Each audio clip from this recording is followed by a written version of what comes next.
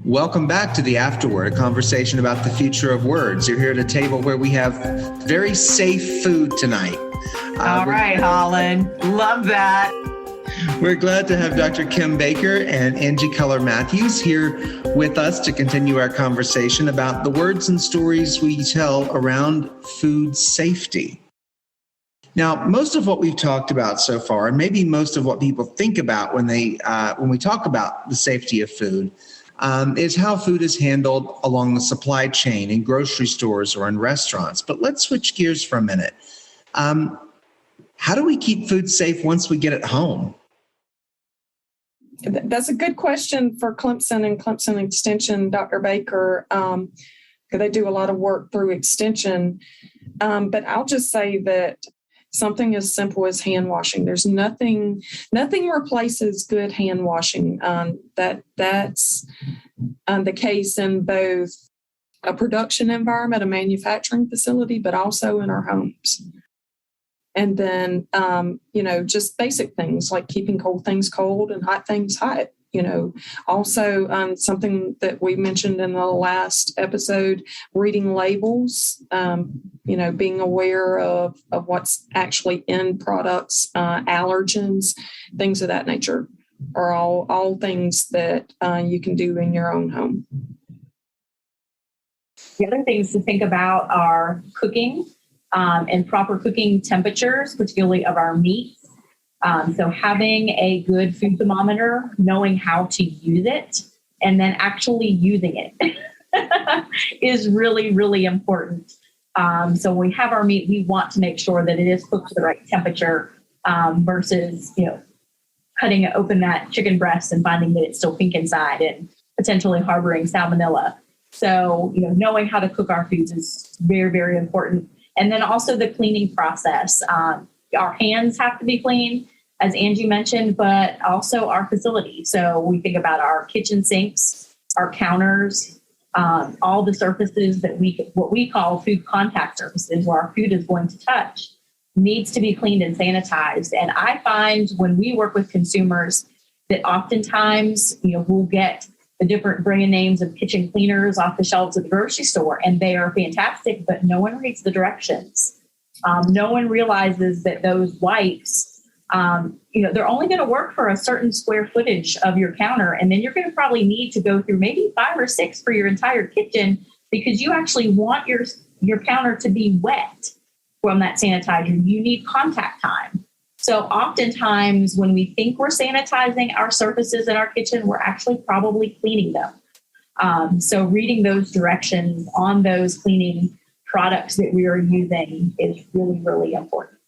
And then also just how we're storing those food products, especially what we have in our refrigerators. We don't want the chicken juices from the chicken that we're thawing in our refrigerator to drip into our strawberries. Our products that we're going to be considered what we call ready to eat should be on the top, and anything that is thawing meats should be on the bottom. Having any kind of meats that is thawing should be in a pan or something that in case it does drip out of its packaging, it's dripping into something where it cannot overflow. Holland, did you expect that answer? Not really, but I think if I organize my refrigerator, wash my hands, keep surfaces clean, and cook foods to the right temperature, I'm probably 90% of the way there. There you go. I don't know why I was surprised that hand washing would be the first answer, but it makes perfect sense that would be a great tip for all of us home cooks. I can remember being told to go wash my hands before you start making cookies, but why would we stop doing that anyway? Great advice. All right. So both of you have long histories in the food safety world.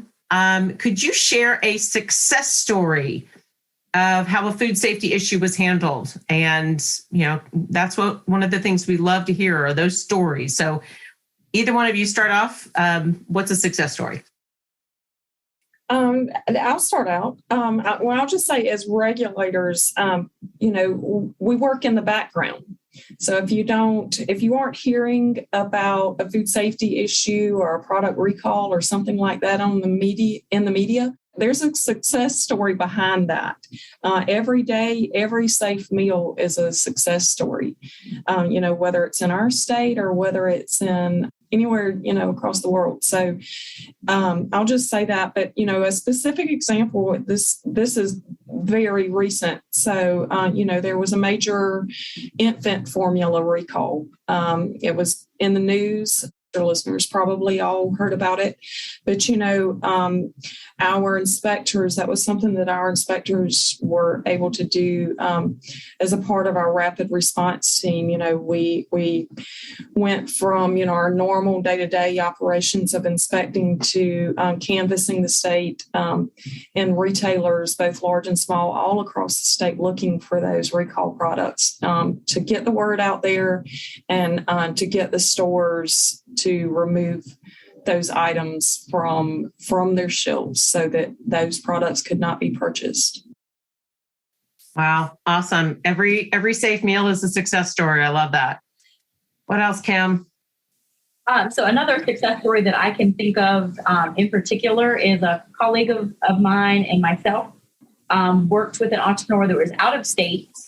Their state regulatory authority was about to recall all of their product that was on shelves because they did not have the right records and they could not ensure the safety of the product. And so, again, kind of like Angie said, behind the scenes, we worked diligently for many, many hours to go through all of the information that they could provide to us. And with our science-based information and the information that they did have as recorded data, we were able to finally determine that their product was still safe and prevented them from having a recall.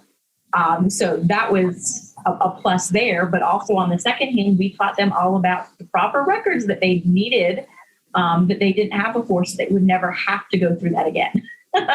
So, Wow.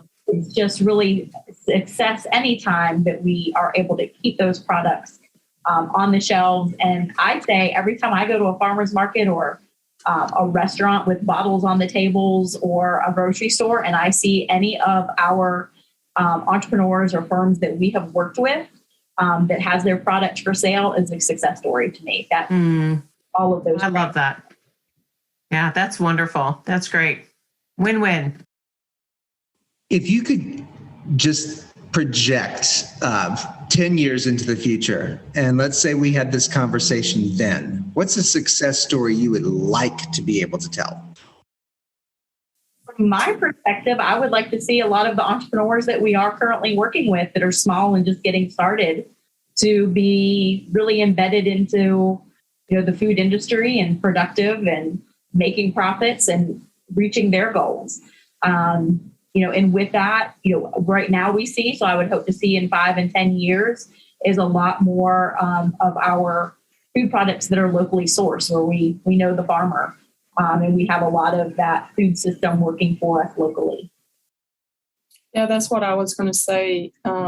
Really, just, more local foods on the market. There's been a push for local foods over the past 10, 15 years, but just to see that continue to grow and like you say, more of those products coming to market, and these plans that these small entrepreneurs have come to fruition, I think that would be a success story, for them to be able to bring their products safely to market. That's very true. I know that whole term farm to table, and we did a couple years ago, I think in our first season, Holland, where we talked with Chef John Malek about cooking and food stories. But that whole concept of farm to table has really become the norm and almost an expectation. Yes. All right. So in one of our other episodes, we did talk about garbage. And our guest was sharing that one of the biggest contributors to landfills is food waste. So are there ways in this food safety world to prevent some of that waste? What do you think, Kim? Most definitely. It takes, of course, education, planning, and, understanding on the family consumer level, how much food are you going to consume? What's your week look like? So what are you going to be purchasing? Are you going to be preparing food at home the next several days? So, what produce can you get? Or maybe your menu needs to be a little bit more of the frozen products because you don't know what your menu is going to look like or your schedule is going to look like. So you don't want to have, perishable food go to waste. Of course, we do a lot of education on food preservation. So, helping families to be able to preserve what comes from their garden, what comes from the farmer's market. If they have, some extra green beans. A couple of weeks ago, I purchased a large package of fresh green beans, and my whole family didn't need all of that. So I cooked half of it, the other half I blanched and put in the freezer, and it's ready to go as a quick frozen green beans one night for my family. So just those little pieces of how we can work with what we have, and that budgeting and that scheduling is really, really critical to be able to reduce waste. But then also on that other hand, we know that there's going to be that something in the back of the fridge that gets stuck. And then we look at it like, is it safe? Yes, when in doubt, throw it out. But, can it be composted? Can it be trimmed? If it's a piece of produce, a strawberry, can, half of it be composted and maybe another half be, salvageable. So again, that education piece of what is safe, what isn't, and how to be able to limit what is wasteful. But certainly also preparation is important. So, how much is your family going to eat? Does your family eat leftovers? I'm not fond of leftovers. My husband is. So I always consider, what am I making? Does he like that leftover? If he doesn't like that as a leftover, then I'm going to make a lot smaller portions to ensure that we don't have a lot left over. Okay. What do you think, Angie? Yeah, I think in the regulatory world and what we do here at the Department of Agriculture, we do a lot of work with food banks, and our inspectors, that's another thing that our inspectors do. They actually inspect those operations as well. And so, part of what we and kind of what we pride ourselves on is being able to educate before we regulate. So, we spend a lot of time with those food banks and explaining, handling, good handling and sanitation for them, because, they are receiving donated foods from large manufacturers or warehouses or food distributors. And so, that product comes in a safe product, but for them to be able to maintain that safety so that, when they distribute the products to their clients, that it's still a safe product, is something that we do here. And then also, in our manufacturing facilities, they are donating foods, if they have, maybe it's breads in a bakery or something like that, or our feed safety program. We have a feed safety program here at the department, and they look at our feed facilities. But a lot of times, human food facilities have product that, for whatever reason, might not end up in the human food market, but it might be diverted to animal food. And so, making sure that it's handled properly and kept safe and can be safely diverted to animal feed versus going in a landfill. Holland, who knew? That's fascinating. And, right now, I think, with the price of food that we're all having to shell out a little bit right now, these are such important pieces to understand, this education and this idea of kind of educate before you regulate. I love that. And the food banks, so good. All right. Well, we're wrapping up here, and we have one last question we like to ask folks who come to talk to us. What is a metaphor to help us understand safety in our food systems? I'll start out, and you might laugh at this, but when I was a student at Clemson, I played a lot of pool or billiards. That's some people call it, but when you ask this question, that's what came to mind. Food safety is like a pool table. It has railings and sides on it, and those are the regulations. And they exist to keep businesses in the game and producing safe products. And as long as our businesses and all the people involved play by the rules and stay within the railings, it's a pretty level playing ground. And there's lots of ways to be successful and to produce safe products. So the railings are like the regulations. Yeah, I like that. I like that metaphor. What you got for us, Kimberly? So when I think about it, I think about a chain, holding hands. Because again, I kind of mentioned it earlier, but we're all in it together. We all play a role. We all have a piece of that line of food, whether we are that consumer, we are that grocer, we are the distributor, we are the manufacturer, we are the farmer, we are the supplier. We're all a piece of it. So I think of it as it's that intertwined chain that we really are all one, even if we have a different role. Oh, these are fantastic, Holland. I love this. A pool table and chains. I mean, these are great metaphors. Yeah, indeed. But you know what? I'm really hungry now. I know, Holland. I am too. I'm so hungry. Oh, my word. All right. Well, before we go, though, Angie, where can people learn more about what you do or connect with you?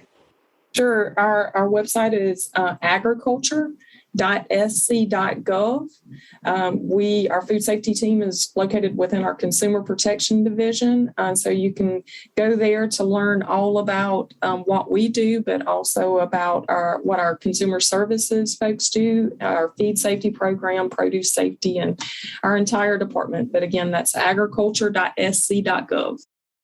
Okay. Agriculture.sc as in South Carolina.gov. Yes. All right. Kimberly, how can people connect with you and learn more about what you're doing? Our website is www.clemson.edu/extension/food. Once you get to that website, then we have links to our food to market program, our Carolina canning, which is our home food preservation, and our FSMA classes, Serve Safe, and then all of our contacts. So we're always here to reach out and assist anyone who has questions for us. All right. Well, thank you very much. Thanks, both of you, for this conversation. This has been really good. Thank you for having us. This has been Yes, thank you. Next week, Amy, we're going to be talking about cybersecurity and new boundaries and railings that are keeping us safe. I tell you, we're almost in another realm. I feel like we're going in that direction. I feel like I kind of understand food, but I'm not sure about the cyber safety. So it's great that we've had this wonderful conversation. Thank you, Angie and Kim. This has been fantastic.